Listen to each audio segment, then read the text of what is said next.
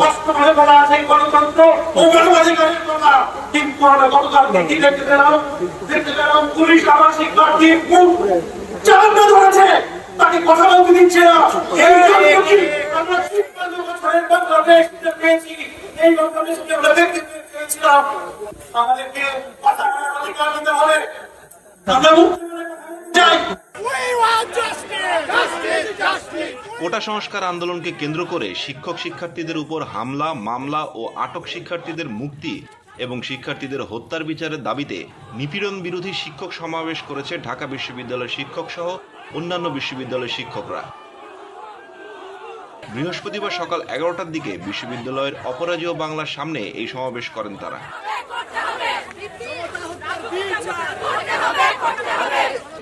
অন্যায়ভাবে খুন করা, জেলে ভরা, এইসব আর চলবে না। এইগুলো আমাদেরকে চালিয়ে দিতে হবে, দেশটাকে মেরামত করতে হবে। শিক্ষা প্রতিষ্ঠান অনেক অবিলম্বে খুলে দিতে হবে।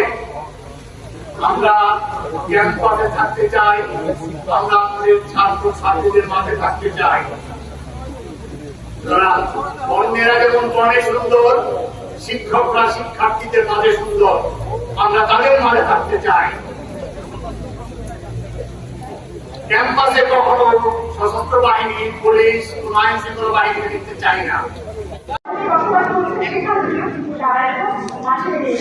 তাই আমি বলবো যে এই লক্ষ্মীর বিজয় যেটা ইতিমধ্যে অর্জিত হয়ে গেছে, সেই বিজয়ে আমরা সবাই সামিল হই এবং সবচেয়ে বড় কথা সেই কথা, শ্রমিকের যেমন শিক্ষক কারণ ছাড়ার কিছু নাই, আমাদের নয় আমাদের কিছু নাই, যেমনই চোখের সামনে এই বিজয় দেখতে পাচ্ছি। আর দুটোই দিতে চাই, আপনারা যে মিডিয়াতে আছেন তারা সকলেই একটু দায়িত্বশীল আচরণ করুন, যেটা সঠিক খবর সেটাকে, এবং আমি নিরাপত্তা বাহিনী যারা আছে সরকারি তাদেরকে বলতেছি, আপনারা কাদেরকে গুলি করছেন, তাদের মুখে আপনারা গুলি করছেন, আপনারই ভাই, আপনারই সন্তান, আপনারই আত্মীয় স্বজন, আপনারা এই সচেতন বিরোধীদেরকে প্রশ্ন করুন। তাই এই আন্দোলনের সাথে সংযোগে রেখে এটাই বলতে চাই, এই লড়াই যাতে জোরদার হোক, সংখ্যালঘু হোক এবং সফল হোক। ধন্যবাদ সবাইকে।